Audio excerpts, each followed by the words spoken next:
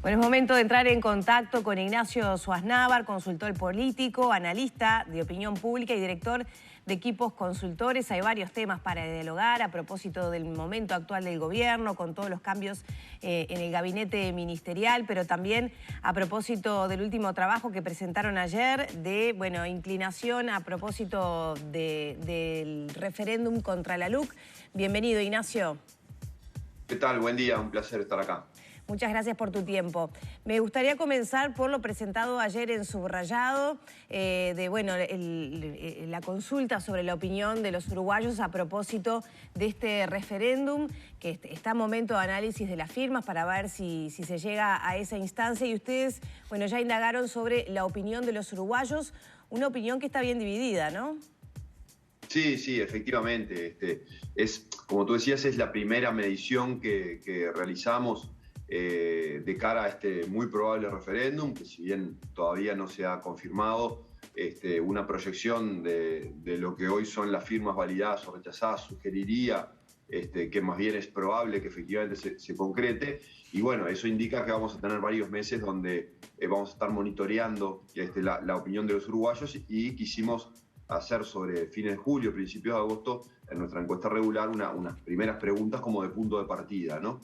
Y en este punto de partida encontramos básicamente dos cosas, que si querés podemos profundizar, pero una básicamente es que hay todavía, como era esperable, hay un nivel de información que es relativo, digamos, entre el público uruguayo sobre este proceso. Y en segundo lugar, que hay en este punto de partida opiniones divididas, como tú decías, sobre mantenimiento o derogación de la LUC.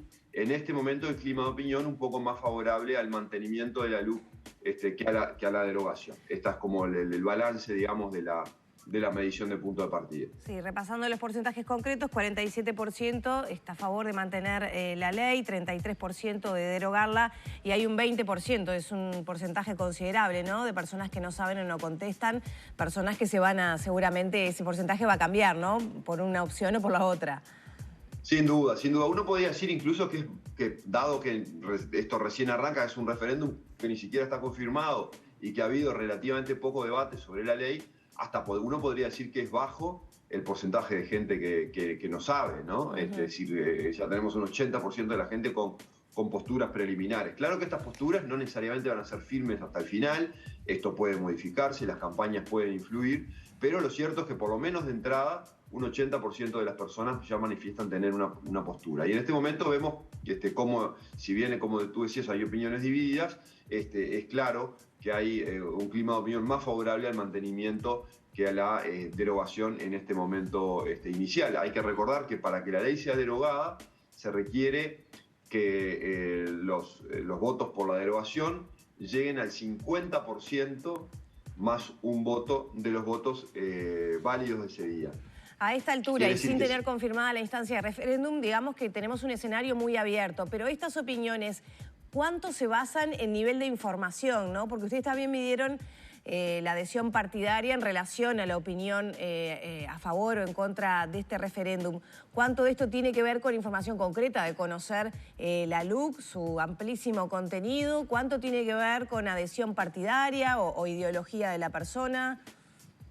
En Uruguay siempre las identidades o adhesiones partidarias influyen mucho en las posiciones políticas y más diría en temas complejos, porque en temas tan complejos como una ley de la cual se impugnan, digamos, 135 artículos, yo no creo que vaya a haber muchos uruguayos que vayan a leer en profundidad, digamos, los 135 artículos de la ley y hacer una evaluación racional completa, digamos, de este asunto, sino que en general hay confianza en los actores políticos que lo representan. Eso es como funcionan las identidades partidarias en Uruguay. Y efectivamente, no sé si tenemos el gráfico ahí, ya encontramos de pique, desde el punto cero que muestra esta medición, un alineamiento fuerte. Tenemos dentro de los votantes de la coalición multicolor y dentro de los votantes del Frente Amplio, la enorme mayoría de esos votantes toman posturas alineadas con las de sus respectivos partidos. El 75% de los votantes de la coalición multicolor hoy dice que votaría por mantener la ley, y el 70% de los votantes del Frente Amplio dice que votaría por por derogar la ley. Ahí vemos el gráfico, efectivamente son como mundos distintos. Creo que no se llega a ver ahí la postura de los votantes frente amplistas, ahora sí, pero bueno, efectivamente entre los votantes de la coalición multicolor hay un alineamiento muy grande, digamos, a favor de la ley. Dentro de los votantes del Frente Amplio, casi simétricamente, son casi idénticos, pero en sentido inverso, la enorme mayoría votaría por derogar la ley. Entonces, bueno, las campañas electorales van a operar sobre este territorio. Esto implica que eventualmente los votantes de la coalición multicolor podrían llegar a convencerse unánimemente de que la ley es buena y llegar a ese 10%, digamos, de migrantes a fidelizarlos. Lo mismo para los votantes del Frente Amplio y también lograr que ambos se podrían proponer que la migración cruzada pueda ser mayor, es decir, sobre todo los que hoy necesitan crecer sobre su punto actual, que es 33%, son los promotores de la derogación, deberían intentar convencer a algunos de los votantes de la coalición multicolor de que la ley no es buena y intentar entonces generar este movimiento hacia el otro lado. Todos esos elementos son cuestiones que vamos a ver en las campañas, que reitero, que ni siquiera están comenzadas.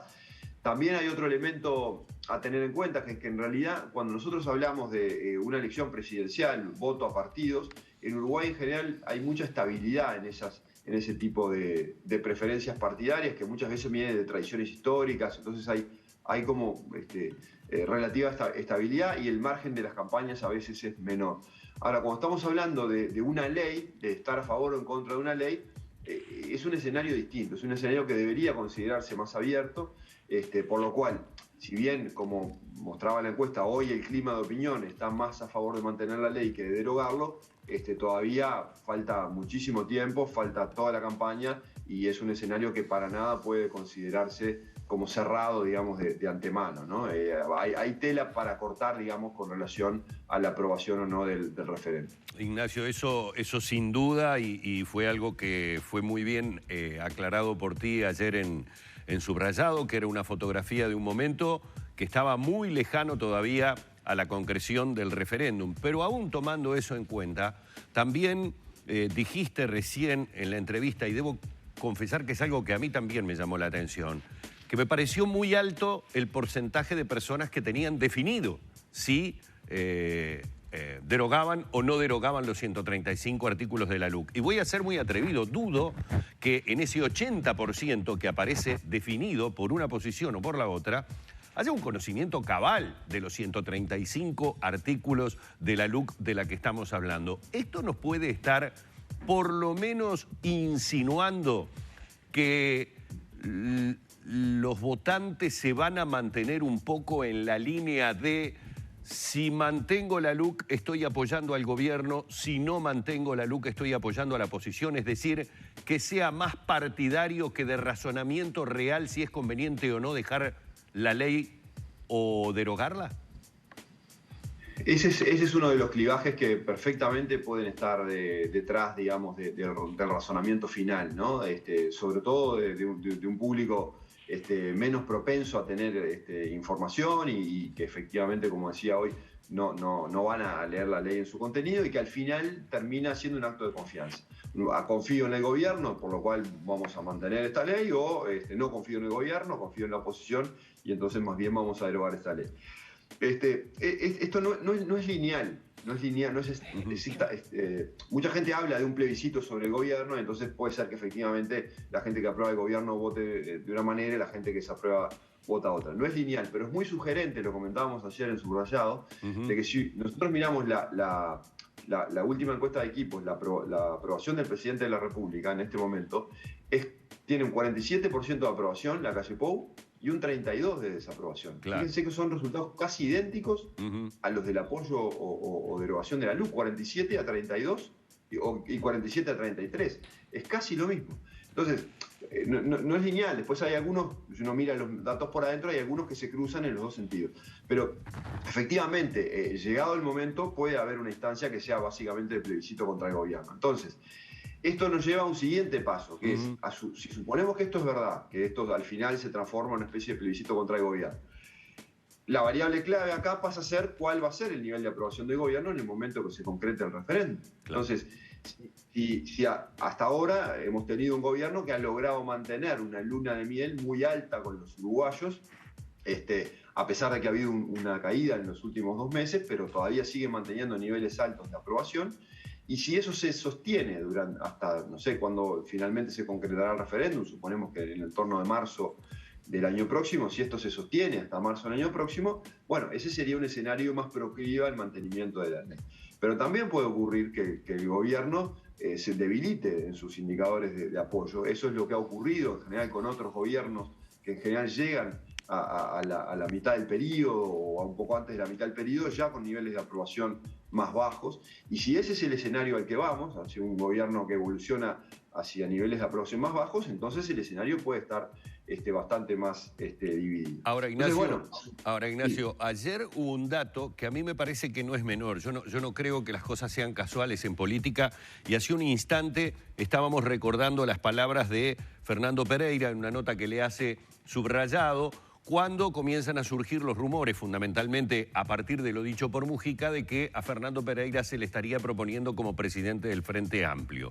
Y Fernando Pereira, para mí, dice 2 cosas que son muy importantes. Primero, hace una marcada defensa de que está metido fundamentalmente, y dice estas palabras, en construir una nueva mayoría para derogar los 135 artículos de la LUC. Y para mí, ese construir una nueva mayoría estaba hablando justamente de alguna manera de que tal vez la estrategia, estoy diciendo solamente tal vez la estrategia sea plantear en marzo del año que viene, cuando posiblemente tengamos el referéndum, esa suerte de nuevo plebiscito en el que la gestión total del gobierno pueda ser la que se ponga en tela de juicio. Entonces ahí habría que evaluar cómo terminamos el año, cómo es la temporada turística, la evaluación que el gobierno haga a marzo de un nuevo año de gobierno y obviamente los logros, porque es lo que normalmente hace un gobierno, ¿no? Si hicimos esto, no te dicen lo que no hicieron, o te dicen y nos queda todavía por hacer aquello otro, y ahí es donde me parece que puede centrarse en definitiva que termine siendo un plebiscito sobre la gestión de la calle Pou o la aprobación que pueda llegar a tener en ese momento. No sé si estás de acuerdo con esto y lo escuchaste a Fernando Pereira decir esto ayer en Subrayado. Sí, lo escuché a Fernando Pereira decir esto y comparto básicamente tu razonamiento. Está claro que, a ver, de la elección del 2019, nosotros nos podemos quedar con 2 lecturas distintas. Una lectura que es la que nos dio la primera vuelta, y otra lectura es la que nos dio la segunda vuelta. ¿Qué vimos en primera vuelta? En primera vuelta nosotros vimos un bloque que es la coalición multicolor, que tuvo una mayoría clara respecto al Frente Amplio. La coalición multicolor en primera vuelta, si uno suma los 5 partidos, tuvo el 54% de los votos y el Frente Amplio tuvo 39, una diferencia de 15 puntos entre un bloque y otro. Es una diferencia importante. Un mes después, en segunda vuelta, ustedes recordarán, aquella noche vimos una diferencia que era completamente distinta. La candidatura de la calle Pou fue elegida por el 49% de los uruguayos y la candidatura de Daniel Martínez por el 48%.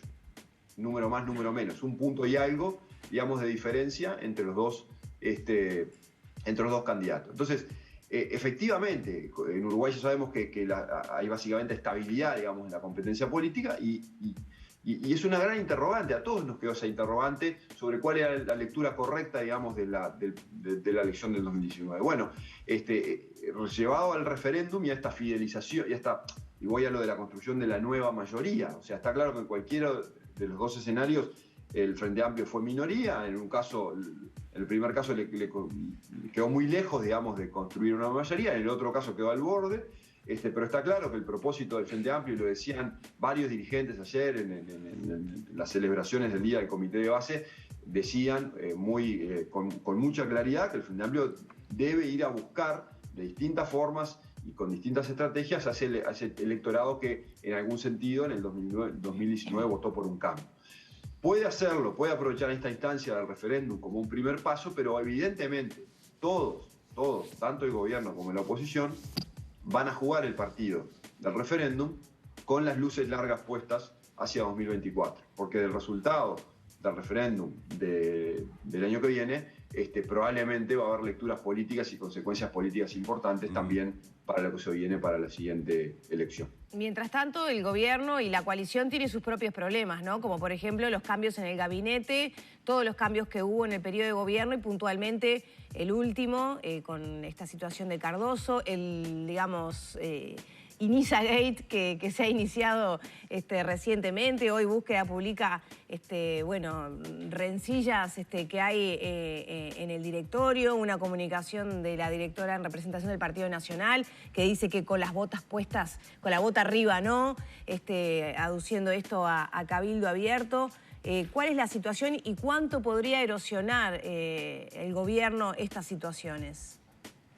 Bueno, yo creo que en definitiva lo que estamos viendo, digamos, son las consecuencias, en última instancia, de tener una coalición de gobierno con 5 partidos, ¿no? Evidentemente hay tensiones y hay diferencias que son naturales, hay diferencias de orientación en algunas políticas que son explícitas, que evidentemente no se pueden disimular, digamos, porque son parte de la naturaleza, y que el juego político en realidad siempre es intentar encontrar las coincidencias dentro de las diferencias, y eso es, desde el lado del ejercicio del gobierno, evidentemente eso tiene como una notoriedad mucho mayor. Esas diferencias cuando uno está en la oposición a veces se pueden disimular más fácilmente. Yo creo que el contexto de pandemia, digamos, que el Uruguay ha atravesado, que sigue atravesando, digamos, pero ahora por suerte mucho más controlado, le dio a la coalición de gobierno, digamos, como un sentido de unidad mucho mayor. Lo obligó, digamos, a tener unidad ante lo que era una amenaza común.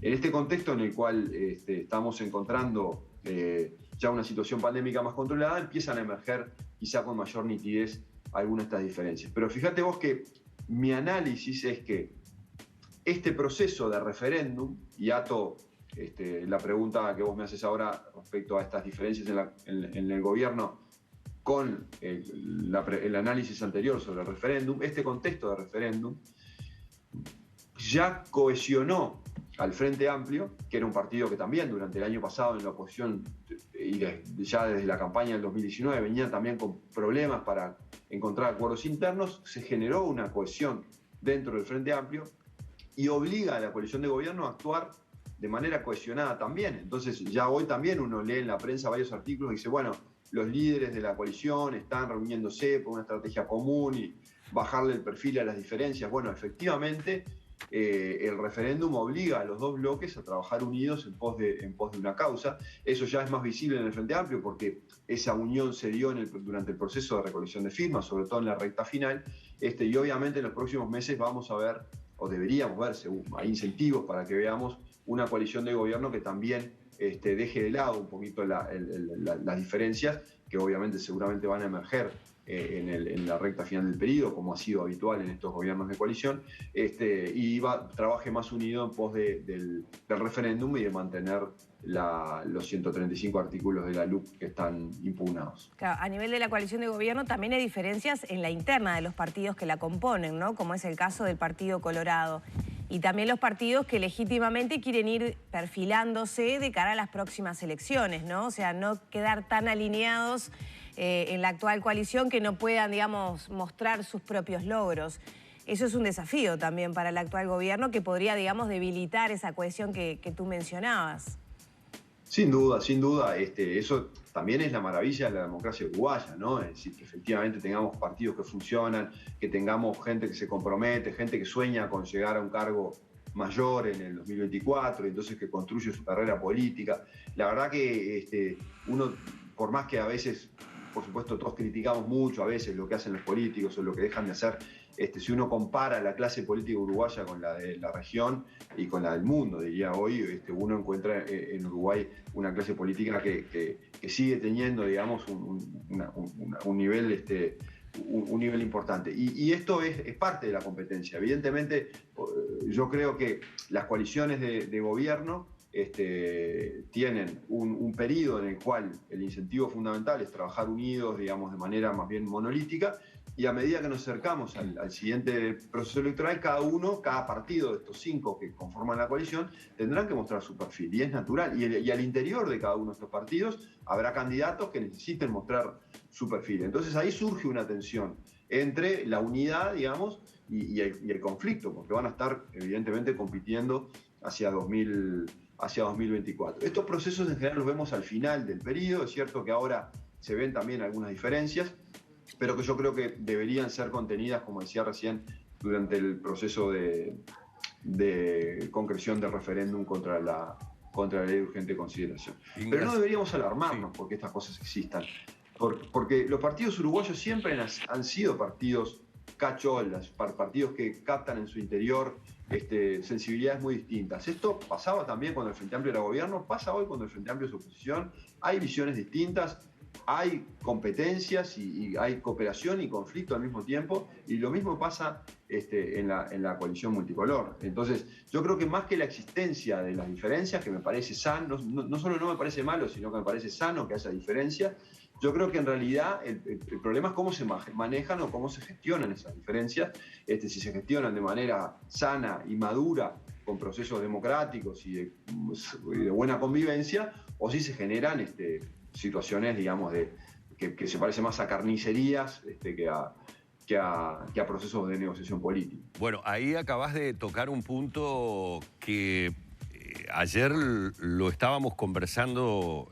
con un economista, porque la mayor parte de las consultoras económicas han comenzado a corregir un poco al alza lo que sería el crecimiento económico que se podría llegar a tener, entendiendo que se está dando como una suerte de rebote en el inicio de una movilidad más normal, y que hay como un resurgir de determinados sectores que estaban con complejidades, y que puede llegar a generarse esa corrección al alza. Y voy a establecer un paralelismo entre la economía y lo político. Yo he tenido la percepción de que la normalidad en los números de la pandemia de estos últimos tiempos nos han hecho retornar al ámbito político natural del Uruguay. Interpelaciones, debates, los he visto más encendidos, como si la pandemia nos hubiera quitado un tiempo que ahora necesitamos recuperar para posicionarnos rápidamente. Y tal vez allí es donde esa palabra que tú acabas de utilizar, de carnicería, puede llegar a tornarse como un poco lo que uno ve en determinados sectores a nivel interno dentro de los partidos, a nivel de determinado tipo, y en general en lo que hemos visto en las 2 últimas instancias a nivel parlamentario. ¿La pandemia pudo haber afectado esta sensación de pérdida de tiempo y a recuperar el tiempo perdido? Es posible que sí. En Uruguay lo que pasa es que se combinaron dos eventos en simultáneo casi, que es la irrupción de la pandemia y el cambio de ciclo político con la asunción de un nuevo gobierno, ¿no? Entonces después de 15 años, ¿no? Es un sacudón muy fuerte al tablero político, y obviamente, sobre todo a la oposición, también le costó durante todo el 2020 claramente ubicarse en este nuevo escenario. Yo creo que, y después el hecho político de 2021, que coincide casi temporalmente con este control de la pandemia, no quiero decir finalización de la pandemia, porque es lo que todos queremos, pero obviamente no podemos todavía decirlo, pero con esta situación de control de la pandemia coincide con el éxito en el proceso de recolección de firmas y la concreción la muy probable concreción del referéndum. Y eso es evidentemente un cambio político, porque envalentona, cohesiona, entusiasma, motiva al Frente Amplio, y no solo al Frente Amplio, sino a todo lo que podemos llamar el movimiento de izquierda, ¿no? Que es el Frente Amplio, más el PIT-CNT, más organizaciones sociales, que aparecía muy disperso, que aparecía fragmentado, aparecía con diferencias de visión estratégica incluso durante el 2020 y en el 2021, a partir de sobre todo a mitad del 21, con este éxito en la concreción de firmas, se cohesiona. Y eso planta a los dos sectores, digamos, los dos grandes núcleos, los planta en un tono de confrontación un poco más fuerte, ¿no? Entonces, uno yo confío mucho en la democracia uruguaya. Yo creo que tenemos una gran democracia y creo que al final del día casi siempre hemos sido capaces de evitar los escenarios de carnicería que nos han llevado por derivas que como sociedad hemos pagado muy caras, ¿no? Cuando a fines de los 60 y principios de los 70 no pudimos controlar que esta polarización se nos fuera de las manos, no pudimos bajar los niveles de confrontación y efectivamente el costo social fue altísimo, ¿no? Entonces, de ahí en adelante, después de la recuperación democrática, hemos tenido siempre instancias de polarización, discusión, etcétera, pero llegado el momento ha habido como un grupo de políticos que al final del día, con sus enormes diferencias, han encontrado caminos comunes que han llevado al Uruguay con cambios de ciclo político, alternancia que es buena, es sana en las democracias, ha funcionado bien.